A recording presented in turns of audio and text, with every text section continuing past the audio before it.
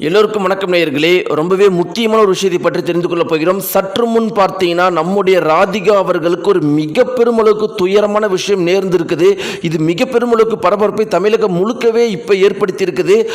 முதல்வர் விஜய் அவர்கள் நேரடியாக பேசியிருக்காரு. இந்த குறிப்பிட்ட தகவல்லாம் தற்போது வெளியாகி எல்லாரையுமே மிக பெருமளவுக்கு அதிர்ச்சிக்குள்ளாக்கி இருக்குது.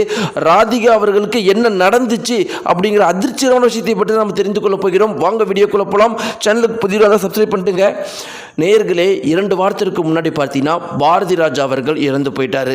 தற்போது பார்த்தீங்கன்னா அந்த துயரத்தை தாங்கிக் கொள்ள முடியாமல் பாக்கியராஜ் அவர்களும் இறந்து போயிட்டாங்க.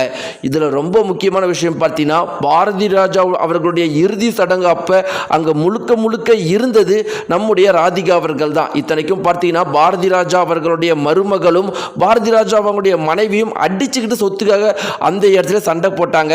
ரொம்ப முக்கியமாக பாரதி ராஜாவுடைய மருமகள் கிட்ட பாரதி ராஜாவுடைய மனைவி சொத்துக்காக சண்டை போட்டாங்க. மருமகள் எந்த ஒரு சண்டையுமே போடலை. ஆனால் அந்த இடத்துல ராதிகா அவர்கள் குறுக்களை பொறுத்து மருமகளையும் காப்பாற்றி இந்த இடத்துல சொத்து சண்டையெல்லாம் போடாதீங்கன்னு தடுத்து நிறுத்தினவங்க ராதிகா அவர்கள்.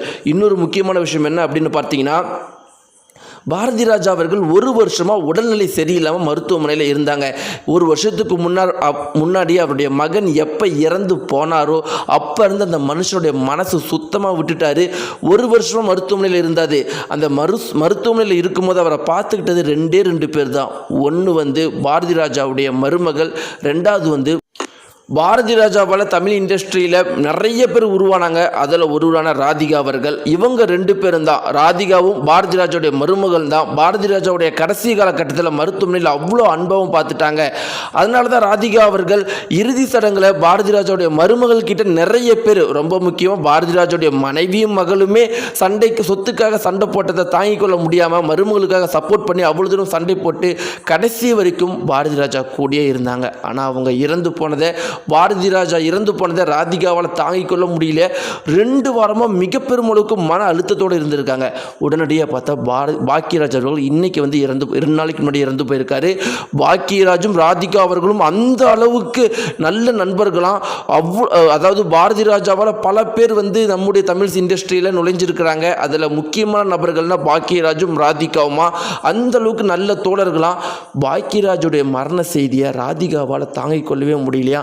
ரொம்ப முக்கியமாக பார்த்தீங்கன்னா அந்த ஒரு இறுதி சடங்கில் பாக்கியராஜ் அவர்களுடைய இறுதி சடங்கில் பாக்கியராஜுடைய மகனும் மனைவிக்கும் ஈக்குவலாக மிக பெருமளவுக்கு துயரத்தில் இருந்தது அங்கே ராதிகா மட்டும்தானா.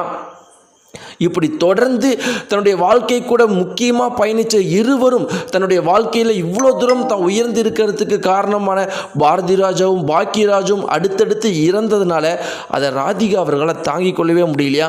அந்த துயரத்திலே 2 நாள் இருந்திருக்கிறாங்களா, சாப்பிடாமல் இருந்திருக்கிறாங்களா, உடல்நிலை ரொம்பவே மோசமாக இருக்குதான். உடனடியாக மருத்துவர்களாம் செக் பண்ணி பார்த்துருக்குறாங்களா. செக் பண்ணி பார்த்துட்டு என்ன சொல்லியிருக்கிறாங்கன்னா, இந்த நிலைமை நீடிச்சிச்சுன்னா ராதிகாவுடைய உயிருக்கு கூட ஆபத்து ஏற்படும் அப்படின்னு சொல்லியிருக்காங்களாம். இதை போய் உறவினர்கள் ராதிகா கிட்ட சொல்லி சாப்பிடுங்கன்னு சொல்லியிருக்கிறாங்களாம். ஆனால் அப்பயும் ராதிகா என்ன சொன்னாங்கன்னா, என்னால் முடியல, என்னால் சாப்பிட முடியல, என் வாழ்க்கையில் என் கூட இருந்தவங்க எல்லாருமே போயிட்டாங்க, இன்றைக்கி நான் இந்த நிலைமையெல்லாம் இருந்ததுக்கு காரணம் அந்த நல்ல மனிதர்கள் தான், பாரதி ராஜா பாக்கியராஜ், இன்றைக்கி அவங்க எல்லாரும் இறக்கிறதுனால பார்க்க முடியல, இந்த உலகத்தில் வாழ்கிறதுக்கே எனக்கு கஷ்டமாக இருக்குதுன்னு சொல்லியிருக்கிறாங்களாம். இந்த விஷயம்லாம் முதல்வர் விஜய்க்கு தெரிஞ்ச உடனே அவர் ஃபோன் பண்ணி பேசியிருக்கிறாராம்.